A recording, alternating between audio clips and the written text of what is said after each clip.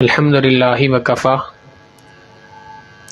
وسلام علی عبادہ الذین اصطفى اما بعد فاعوذ باللہ من الشیطان الرجیم بسم اللہ الرحمن الرحیم وَأَن لَيْسَ لِلْإِنسَانِ إِلَّا مَا سَعَى سبحان ربک رب العزت عما یصفون وسلام علی المرسلین والحمد للہ رب العالمین اللہم صلی علی سیدنا محمد وعلی آل سیدنا محمد مبارک وسلم اللہم صلی علی سیدنا محمد وعلی آل سیدنا محمد مبارک وسلم اللہم صلی علی سیدنا محمد وعلی آل سیدنا محمد مبارک وسلم۔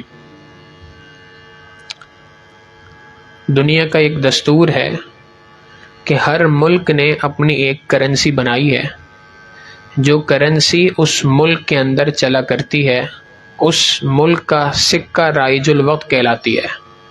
مثال کے طور پہ پاکستان کے اندر روپیہ چلتا ہے، چائنا کے اندر یان چلا کرتا ہے، امریکہ کے اندر ڈالر چلتا ہے، سعودیہ میں ریال چلتا ہے۔ ہر ملک کی اپنی ایک کرنسی ہے۔ جب کبھی اس ملک کے اندر کسی چیز کو خریدنا ہو تو اس ملک کی کرنسی کو استعمال کیا جاتا ہے۔ کسی دوسرے ملک کی کرنسی کو استعمال کرنے کی کوشش کی جائے تو وہ وہاں پہ کامیاب نہیں ہوتی۔ مثال کے طور پہ امریکہ میں اگر کوئی پاکستانی روپیہ چلانے کی کوشش کرے تو وہ وہاں نہیں چلے گا۔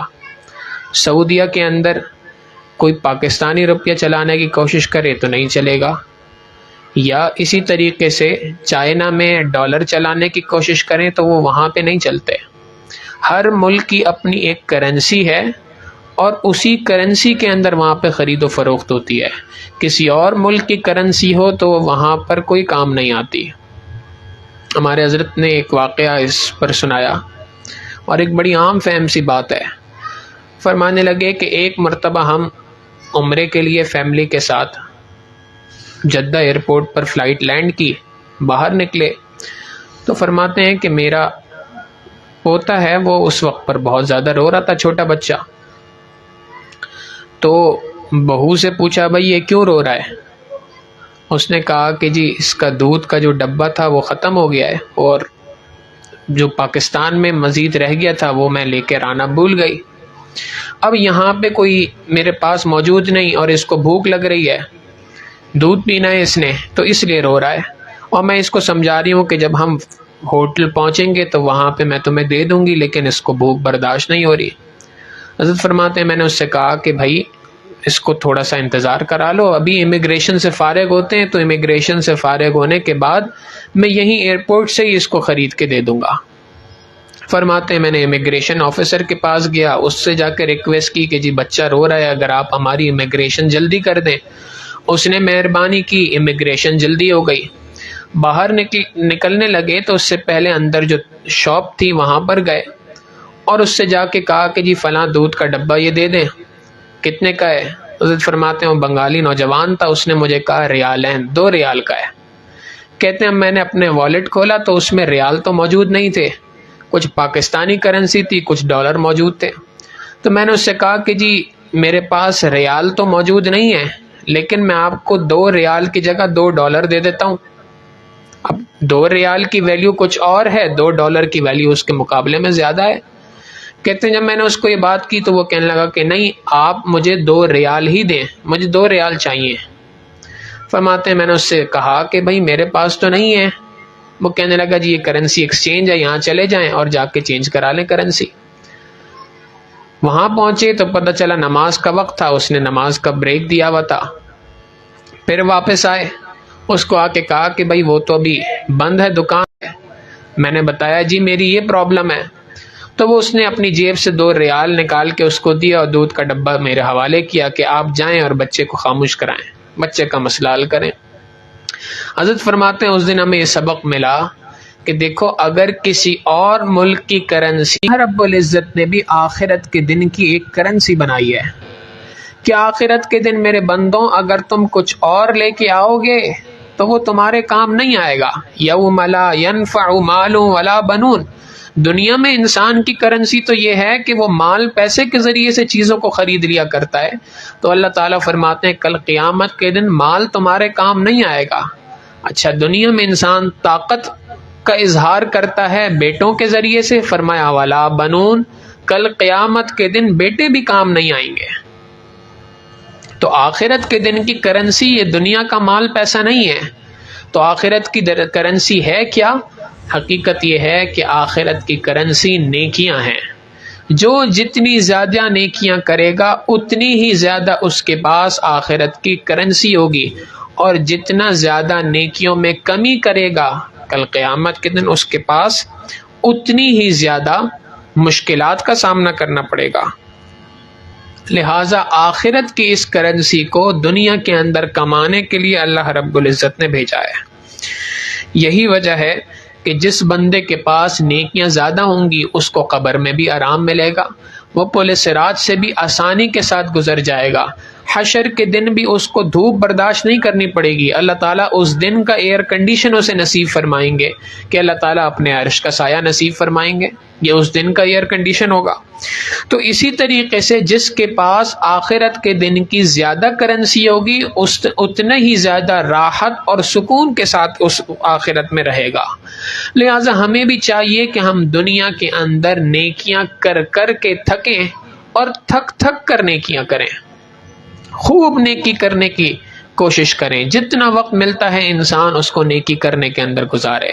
قرآن کریم کہتا ہے وَأَن لَيْسَ لِلْإِنسَانِ إِلَّا مَا سَعَى، انسان دنیا کے اندر جو کوشش کرتا ہے نیکیاں کرنے کی کل قیامت کے دن وہی نیکیاں اس کے کام آئیں گی۔ چنانچہ ہمارے بڑوں نے کس طریقے سے دنیا میں نیکیاں کر کے دکھائیں اور اس کا کیا اسٹینڈرڈ قائم کیا، ذرا کچھ واقعات سنیں۔ ایک مشہور واقعہ ہے کہ ایک اللہ والے تھے، ان کے بارے میں زندگی میں آتا ہے کہ جس وقت پر ان کی عمر 70 سال تھی اس وقت پر انہوں نے ارادہ کیا اور اپنے آپ کو مکہ مکرمہ کے اندر سیٹل کر لیا۔ اب 70 سال کی عمر میں ان کا حال یہ تھا، معمول ان کا یہ تھا کہ 70 سال کی عمر میں روزانہ 70 طواف بیت اللہ کے کیا کرتے تھے۔ ایک طواف کا مطلب 7 چکر، اور 70 طواف کا مطلب 490 چکر، تو 490 تو چکر ہو گئے دن کے، اور اس کے علاوہ ہر طواف پر 2 رکعت واجب الطواف ادا کیے جاتے ہیں، تو 70 طواف تو 140 رکعت ہو گئی۔ یہ روزانہ کا معمول تھا ان کا، اور یہ زندگی کا ایک عمل ہے۔ سوچیں باقی زندگی کے کیا اعمال ہوں گے، اور حقیقت یہ ہے کہ 70 طواف اور 140 رکعت پڑھنے کے بعد حال کیا ہوتا ہوگا، ہم اچھی طرح اندازہ کر سکتے ہیں کہ ہم اس اپنی جوانی کے اندر، اپنی اس عمر کے اندر رمضان المبارک میں 20 رکعت نماز پڑھتے ہیں تو ہمارا کیا حشر ہوتا ہے۔ ہمارے حضرت مزاحن بات فرماتے ہیں کہ جب اگر کوئی بندہ کسی دن 70 طواف کر لے تو اس کے بعد 140 رکعت اگر نفل پڑھنی ہوئی تو 140 رکعت نفل پڑھتے ہوئے آخری 2 رکعتوں میں سمیع اللہ لمن حمیدہ کی جگہ اوئی اللہ اس کی زبان سے نکلے گا۔ تو یہ ہمارے بڑوں کی زندگی کا حال تھا کہ وہ اس طریقے سے ذوق و شوق کے ساتھ عبادت کیا کرتے تھے۔ حضرت نے ایک واقعہ اپنا ایک اور اسی کتاب کے اندر لکھا ہے۔ حضرت کے ایک استاد تھے حفظ قرآن کریم کے، جن سے حضرت نے قرآن کریم حفظ کیا، ان کا نام تھا حافظ فتح محمد صاحب رحمہ اللہ۔ حضرت نے ان کے حالات زندگی کے اندر یہ بات فرمائی کہ ان کی زندگی کا معمول یہ تھا کہ وہ روزانہ ایک قرآن کریم کی تلاوت کیا کرتے تھے، یعنی 30 پارے روزانہ کی بنیاد پر قرآن کریم کی تلاوت ہوتی تھی۔ اور وہ کیسے کہ فجر کی نماز پڑھی، فجر کی نماز کے بعد قرآن کریم کی تلاوت شروع کر دی، چلتے پھرتے اٹھتے بیٹھتے مختلف کام کاج میں ہاتھ مشغول ہے، زبان کے اوپر قرآن کریم کی تلاوت چل رہی ہے۔ کوئی آیا، اس نے کوئی بات چیت کی، اس سے کوئی بات چیت کر لی، سلام دعا کر لی، حال احوال پوچھ لیے، پھر قرآن کریم کی تلاوت شروع کر دی۔ حضرت فرماتے ہیں کہ میری عمر کوئی 3 سال 4 سال اسی کے آس پاس کوئی ہوگی، اور اس وقت پر مجھے یاد ہے کہ ایک مرتبہ میں انہی کے گھر پہ موجود تھا، اور اس وقت پر ان کی بیٹی کا نکاح ہوا تھا، شادی ہوئی تھی، رخصتی ہوئی تھی. تو رخصتی کے بعد وہ واپس اپنے گھر، اپنے میکے، اپنے والدین سے ملنے آئی تھی. فرماتے ہیں کہ وہ آئی اور حضرت کے پاس بیٹھی، اپنے والد کے پاس، اور آ کے بیٹھی. اس نے حال احوال پوچھے، کیا حال ہیں؟ والد نے ہی پوچھا بیٹی کیسی ہو،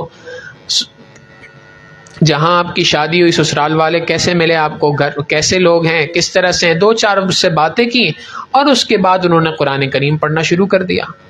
فرماتے ہیں تھوڑی دیر گزری تو بیٹی نے کہا کہ ابو میں اتنی دور سے آپ سے ملنے آئی ہوں اور آپ بیٹھ کے قرآن پڑھیں، کچھ مجھ سے بات ہی کریں.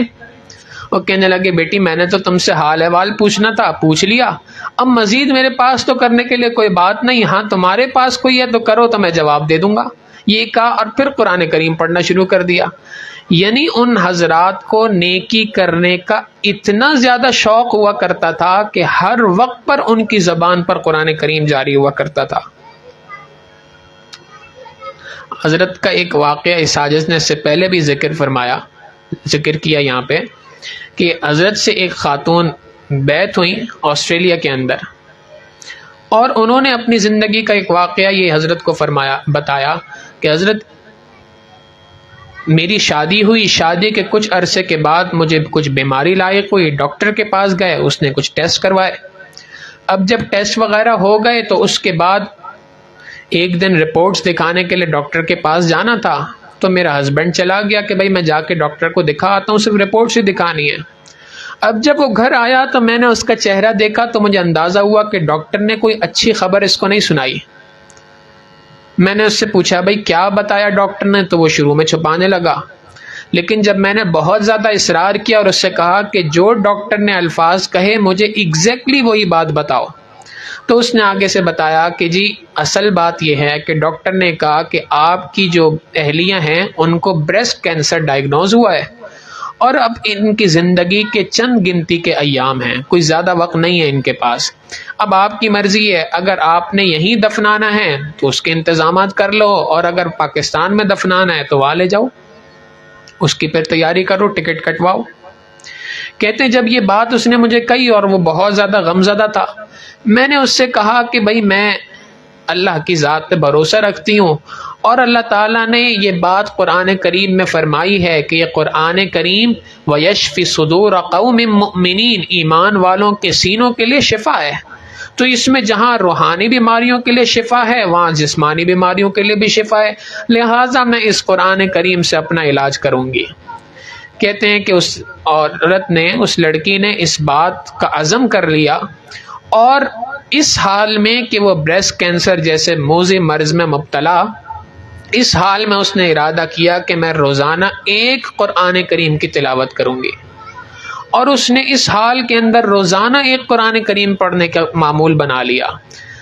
تو پھر جب انہوں نے حضرت کو یہ واقعہ سنایا ان خاتون نے، تو فرمانے لگی کہ حضرت آج مجھے 4 سال ہو چکے ہیں، اور وہ ڈاکٹرز آج حیران ہیں جنہوں نے کہا تھا یہ چند گھڑیوں کی مہمان ہیں، آپ کی مرضی، یہاں دفنانا ہے تو یہاں کی تیاری کر لو، وہاں دفنانا ہے تو وہاں کی تیاری کر لو. وہ ڈاکٹرز آج حیران ہیں کہ 4 سال گزر چکے ہیں اور اللہ رب العزت نے مجھے اس مرض سے جان بھی چھڑا دی ہے، اور میں آج اپنی زندگی کے سارے معمول بھی کر رہی ہوں، ساری رسپانسبلٹیز بھی پوری کر رہی ہوں، اور ان کے ساتھ ساتھ میرا معمول ہے روزانہ ایک قرآن کریم کی تلاوت کر رہی ہوں. ایسے لوگ بھی موجود ہیں. اور حقیقت یہ ہے، یہ اصل بات یہ ہے کہ آج ہم اگر یہ سوچیں تو بڑا مشکل محسوس ہوتی ہے بات کہ روزانہ ایک قرآن کی تلاوت کی جائے، روزانہ اتنی عبادت کی جائے، اتنی تسبیحات پڑھی جائیں، اتنا ذکر کیا جائے، ہمیں بڑا بوجھ محسوس ہوتا ہے، بڑی مشکل محسوس ہوتی ہے. وجہ کیا ہے کہ ہمیں احساس نہیں ہے، پریورٹی ہماری نہیں ہے سیٹ، اہمیت نہیں ہے اس کام کی. آج نوجوان کہتے ہیں جی فجر میں اٹھنا مشکل ہے.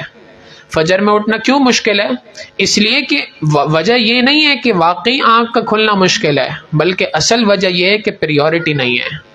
اگر یہ بات طے ہو جاتی کہ جی جو بندہ فجر کی نماز پڑھے گا، مسجد میں فجر کی نماز پڑھنے پر فی بندہ 10,000 روپے دیے جائیں گے، آپ دیکھیں پورا محلہ فجر کی نماز میں مسجد میں ہوگا.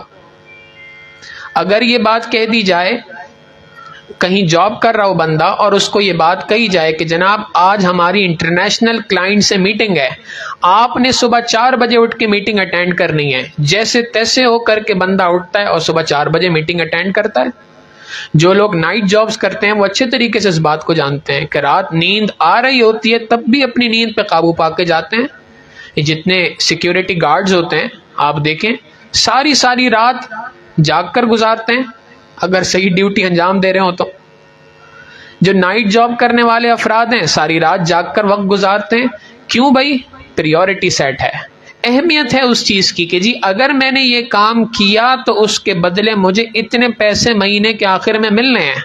اگر ایک چوکیدار 20-25 ہزار کی نوکری کے لیے 30 ہزار کی نوکری کے لیے ساری رات جاگ سکتا ہے، کیا ہم اللہ کی خاطر صبح فجر کو نہیں اٹھ سکتے؟ فجر میں نہیں جاگ سکتے کیا؟ وجہ صرف یہ ہے کہ ہمارے نزدیک اس چیز کی پریورٹی نہیں ہے، اس چیز کی اہمیت ہمارے نزدیک نہیں ہے۔ ورنہ جن کے نزدیک اس کی اہمیت ہوتی ہے وہ نہ صرف یہ کہ فجر میں اٹھتے ہیں بلکہ تہجد سے اٹھ کے فجر کا انتظار کر رہے ہوتے ہیں۔ سلطان محمود غزنوی، یہ تو عام لوگوں کی بات تھی، ذرا بادشاہوں کے حال بھی دیکھ لیں۔ سلطان محمود غزنوی مسلمانوں کا ایک نیک بادشاہ گزرا ہے۔ اس کے زمانے کا ایک واقعہ ہے کہ ایک نوجوان تھا جو 10,000 درہم کا مقروض تھا، اس کو 10,000 درہم قرضہ تھا کسی کا اور ادا کرنا تھا، اور بڑا عرصہ گزر گیا، اور جس سے قرض لیا تھا وہ اس سے بہت زیادہ مطالبہ کر رہا تھا کہ بھئی کسی بھی صورت میں مجھے ادا کرو۔ نیک آدمی تھا، اپنی ہر طرح کی کوشش کی لیکن وہ 10,000 جمع نہ کر سکا کہ اس کو وقت پہ ادا کرے۔ بڑا پریشان ہوا، اللہ سے بڑی دعائیں مانگتا رہا۔ ایک دن بہت زیادہ پریشان تھا اور اسی پریشانی کے عالم میں اللہ سے دعا مانگتے ہوئے روتے روتے سو گیا۔ اب جب سویا تو خواب میں نبی علیہ الصلوۃ والسلام کی زیارت ہوئی۔ نبی علیہ الصلوۃ والسلام نے فرمایا کہ بھائی کیوں پریشان ہوتے ہو؟ اس نے کہا اللہ کے محبوب صلی اللہ علیہ وسلم میرے اوپر یہ 10,000 درہم کا قرضہ ہے اور میں یہ قرضہ ادا کرنے سے قاصر ہوں، آپ میرے لیے دعا فرمائیے۔ نبی علیہ الصلوۃ والسلام نے فرمایا کہ بھائی بادشاہ وقت کے پاس چلے جاؤ، وہ تمہارا قرضہ ادا کر دے گا۔ اے اللہ کے حبیب صلی اللہ علیہ وسلم بادشاہ وقت میرا قرضہ کیسے ادا کرے گا؟ اس کو کہہ دینا کہ میں نے بھیجا ہے۔ اے اللہ کے محبوب صلی اللہ علیہ وسلم آپ کی بات سر آنکھوں پہ، لیکن اگر میں اس کے پاس گیا اور میں نے جا کے اس کو کہا کہ جی نبی علیہ السلام کا پیغام ہے تو وہ مجھ سے ثبوت مانگے گا، ثبوت تو میرے پاس کوئی ہوگا نہیں، اور وہ یہ سمجھے گا کہ اس نے ڈرامہ کرنے کے لیے 10,000 درہم مجھ سے ہتھیانے کے لیے اتنی بڑی ہستی کا نام ایسے لے لیا تو وہ مجھے سزا دے گا الٹا۔ اللہ کے محبوب صلی اللہ علیہ وسلم نے فرمایا خواب میں کہ بھائی تم اس کو جا کے کہنا میرا نام لے کر کہ مجھے نبی علیہ الصلوۃ والسلام کی طرف سے حکم ہوا ہے کہ میں آپ سے کہوں کہ مجھے 10,000 درہم ادا کریں، اور اس بات کی نشانی کیا ہے کہ یہ نبی علیہ السلام کی طرف سے حکم ہے؟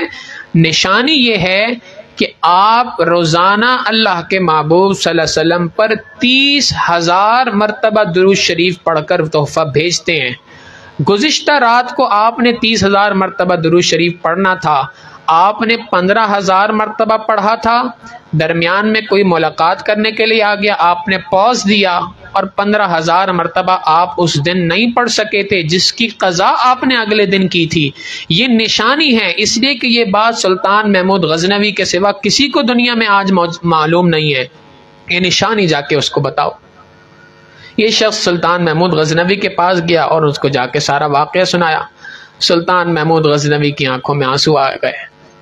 10,000 درہم اس کو ادا کیے اور 10,000 درہم اضافی ادا کیے کہ بھائی آپ کا شکریہ، آپ کے یہاں آنے کی وجہ سے، آپ کے اس واقعے سنانے کی وجہ سے مجھے تسلی ہوئی کہ میرے آقا صلی اللہ علیہ وسلم کو میری طرف سے بھیجا ہوا درود و سلام پہنچتا ہے۔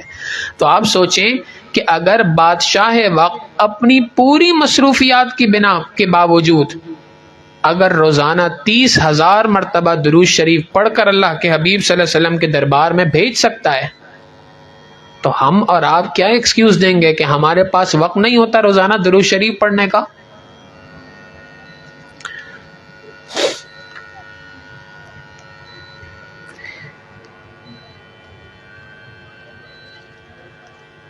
ایک اور بادشاہ گزرا ہے ہارون رشید، اس کے بارے میں یہ بات آتی ہے، کتابوں میں لکھی ہے کہ ہارون رشید کا معمول یہ تھا کہ وہ روزانہ تہجد کے اندر رات کو روزانہ 200 رکعت نفل پڑھا کرتا تھا۔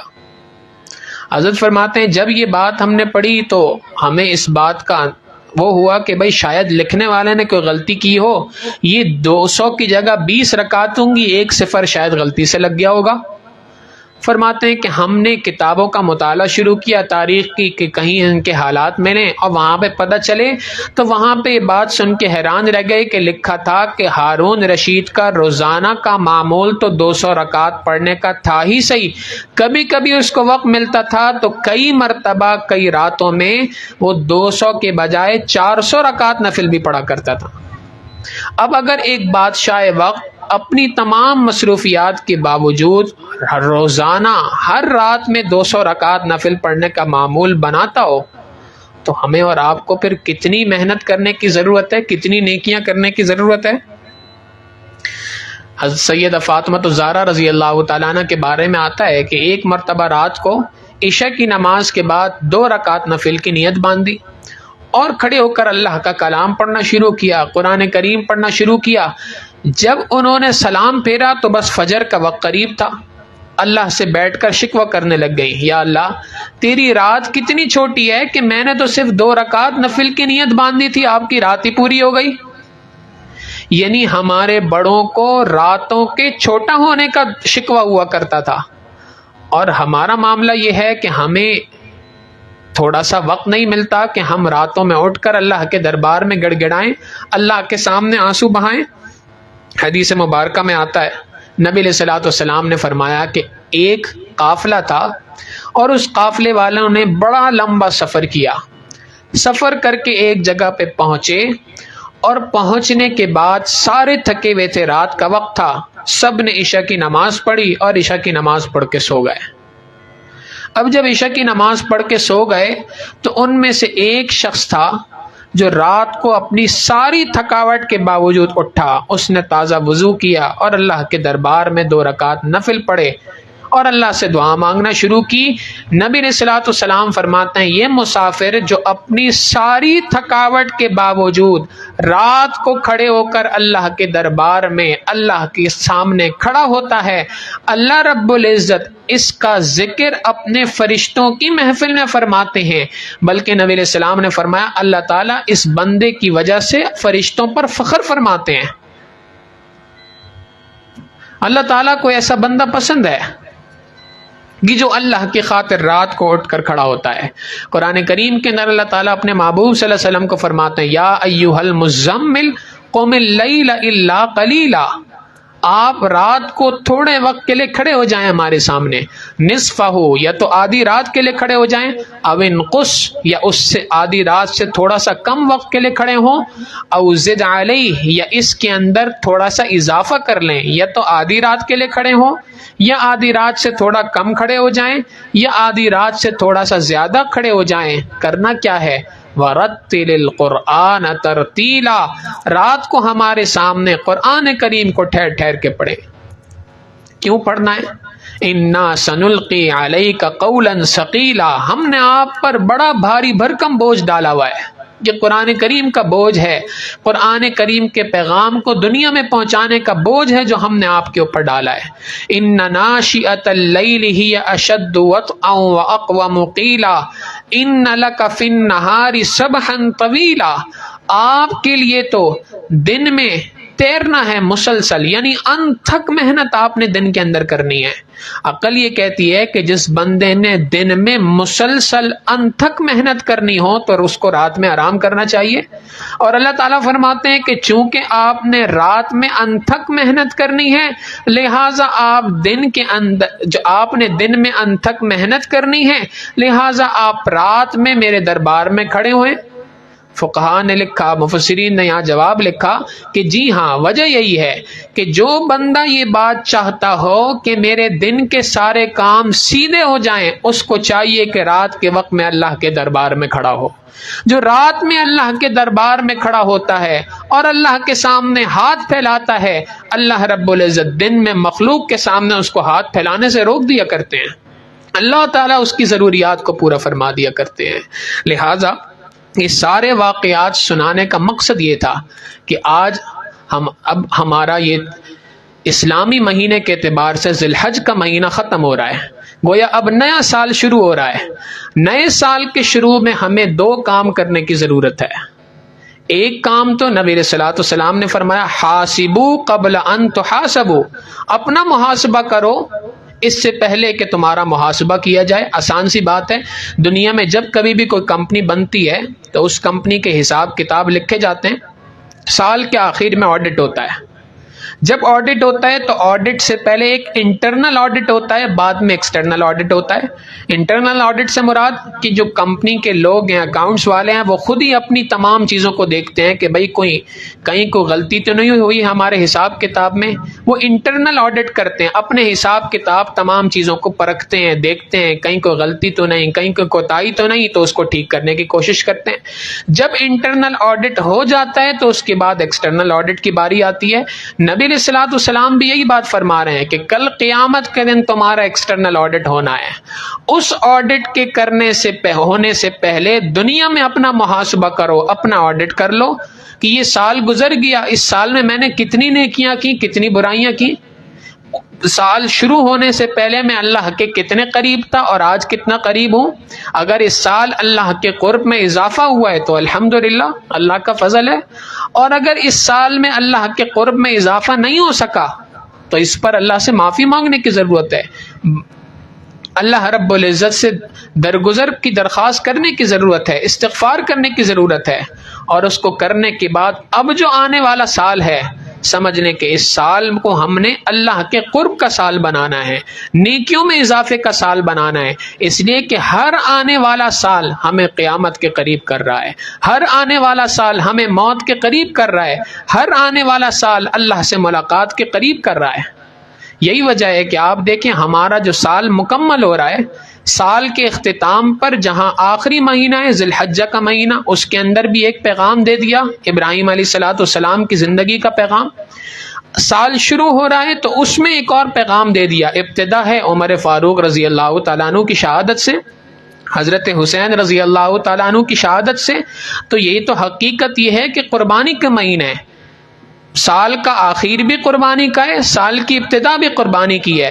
فلسفہ سمجھایا جا رہا ہے کہ تمہارا جینا، تمہارا مرنا، ان صلاتی و نسکی و محیای و مماتی للہ رب العالمین، تمہارا جینا، تمہارا مرنا، تمہاری قربانی، تمہارا دن رات اٹھنا بیٹھنا، تمام کی تمام کہانیاں، تمام کی تمام چیزیں ایک اکیلے پروردگار کے لیے ہیں جو تمام جہانوں کا پالنے والا ہے۔ لہٰذا آنے والے سال کو کے لیے اللہ سے دعا کرنی چاہیے، فکر کرنی چاہیے کہ اللہ آئندہ آنے والے سال کو میری گزشتہ تمام زندگی کا کفارہ بنا۔ اللہ رب العزت سے دعا ہے کہ پروردگار عالم ہمیں ان باتوں پر عمل کرنے کی توفیق عطا فرمائے۔ وآخر دعوانا ان الحمد للہ رب العالمین۔ مراقبہ کر لیجئے، پھر دعا کرتے ہیں۔ آنکھوں کو بند کر لیں، سر کو جھکا لیں، دنیا اور جو کچھ دنیا میں ہے اس سے ہٹ کٹ کے اللہ رب العزت کی یاد میں ڈوب جائیں۔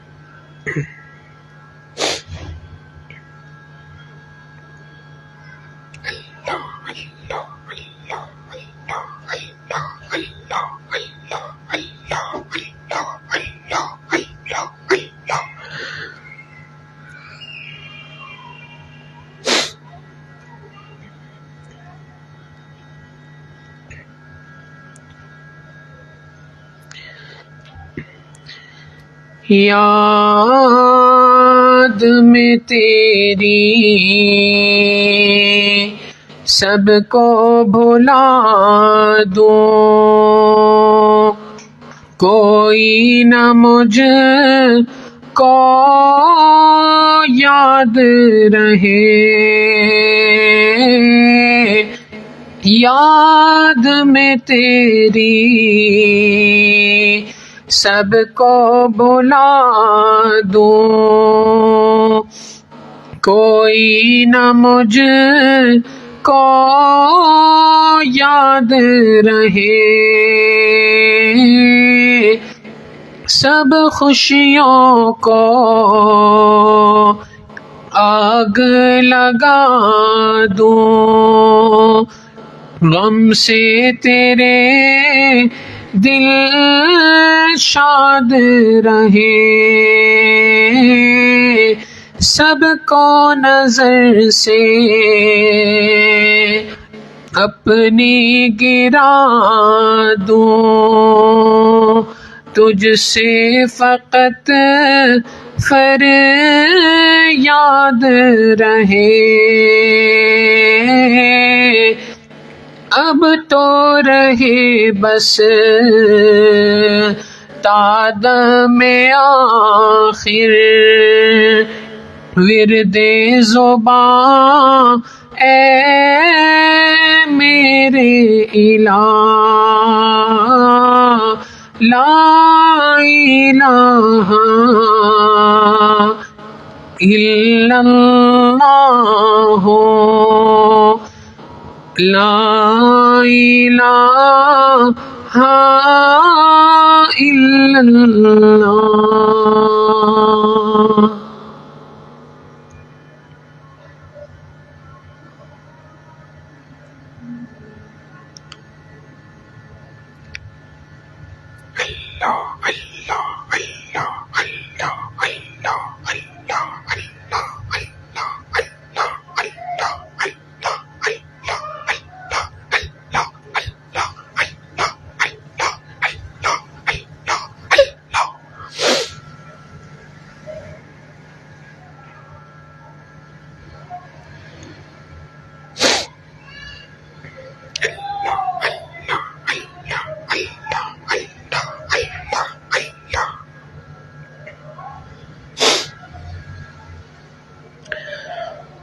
لا الہ الا اللہ محمد رسول اللہ۔ دعا کر لیجئے۔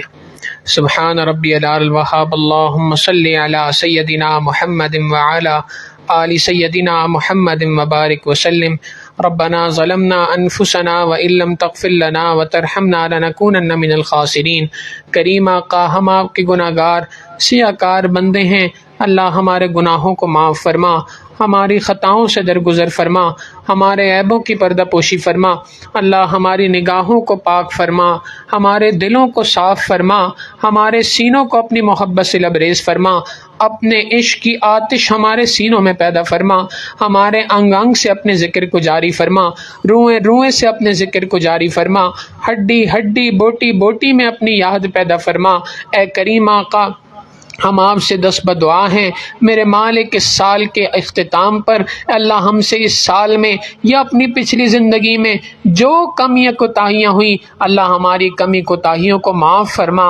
میرے مالک ہماری پچھلی زندگی کو اے اللہ پچھلی زندگی میں ہوئی ہوئی تمام کے تمام گناہوں کو معاف فرما، اور اللہ ہماری آئندہ آنے والی زندگی کو پچھلی گزری ہوئی زندگی کا کفارہ بنا، اللہ آئندہ آنے والی زندگی کو پچھلی زندگی سے بہتر بنا، اللہ آئندہ آنے والی زندگی کو اے اللہ اپنے قرب کا ذریعہ بنا، اپنی محبت کے حصول کا ذریعہ بنا۔ میرے مالک ہمیں گناہوں سے پاک صاف زندگی عطا فرما، طاعات کی عزتوں بری زندگی گزارنے کی توفیق عطا فرما۔ اللہ عمر کا یہ وقت بہت تیزی کے ساتھ گزرتا جا رہا ہے، میرے مالک ہم آپ سے کب اے اللہ ہم آپ کی محبت کو کب حاصل کریں گے؟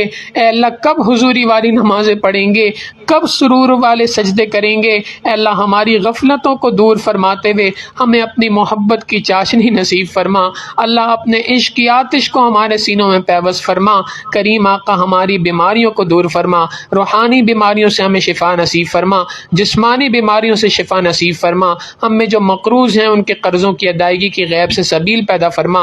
اے اللہ اپنی رحمتوں کا کا معاملہ ہمارے ساتھ فرما، اے اللہ کرم کا معاملہ فرما، ہمارے تینوں حرم کی حفاظت فرما، اللہ ہمیں بار بار اپنے گھر کا دیدار نصیب فرما، اپنے پیارے محبوب صلی اللہ علیہ وسلم کی در کی حاضری نصیب فرما، اے کریم آقا ہمارے اس ملک پاکستان کی حفاظت فرما، اللہ اس کی نظریاتی سرحدوں کی حفاظت فرما، جغرافیائی سرحدوں کی حفاظت فرما، عسکری سرحدوں کی، اے اللہ عسکری اعتبار سے اس کی حفاظت فرما، اے کریم آقا جو لوگ بھی اس ملک کے اور اسلام کے دشمن ہیں اللہ انہیں ہدایت عطا فرما، جن کی قسمت میں ہدایت نہیں اللہ انہیں چن چن کر دفع دور فرما، اے کریم آقا اسلام کا بول یہاں پر بالا فرما، اے اللہ جو مانگا عطا فرما، مانگنا چاہیے تھا نہیں مانگ سکے اپنی رحمت سے ہمیں عطا فرما، ربنا تقبل منا انک انت السمیع العلیم وتب علینا انک انت التواب الرحیم، وصلی اللہ تعالی علی حبیبہ سیدنا محمد وآلہ واصحابہ اجمعین برحمتک یا ارحم الراحمین۔